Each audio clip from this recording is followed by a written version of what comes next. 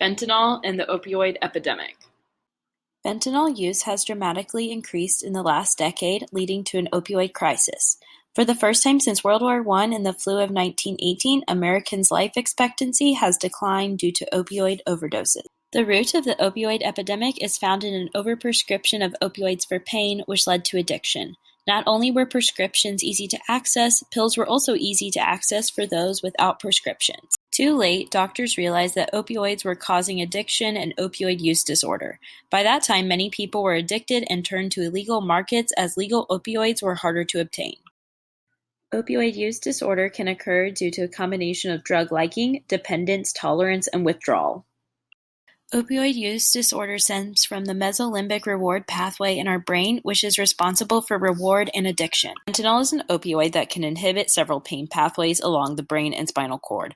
The neurobiology of opioid addiction lies within the ventral tegmental area, VTA, which is full of neurons that produce dopamine, and it also has inhibitory neurons that stop production of dopamine. Endorphins, the body's natural painkillers or opioids, increase the activity of dopamine-containing neurons of the VTA. Another group of neurons regulates the neurons of the VTA by producing the chemical neurotransmitter GABA, which inhibits the release of dopamine. These GABA receptors contain opiate receptors. When opiates bind to these receptors, they prevent the GABA neurons from sending inhibitory signals to the dopamine neurons. The dopamine neurons are then free to release more dopamine, which can create a sense of euphoria and pleasure. Fentanyl binds very tightly to opioid receptors, inhibiting the body's natural endorphins from binding and increasing dopamine production and increasing feelings of euphoria and relaxation. The current fentanyl analogs are very strong, as it is 50 times stronger than heroin and 100 times stronger than morphine.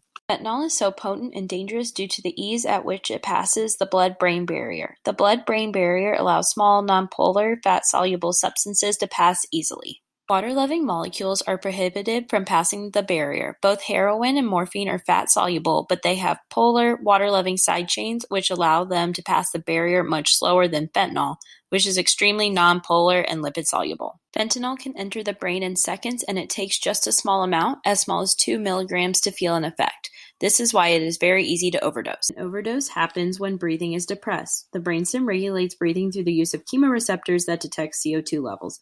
Opioids bind these receptors and inhibit the body from detecting low CO2 levels, causing death by asphyxiation in the case of an overdose.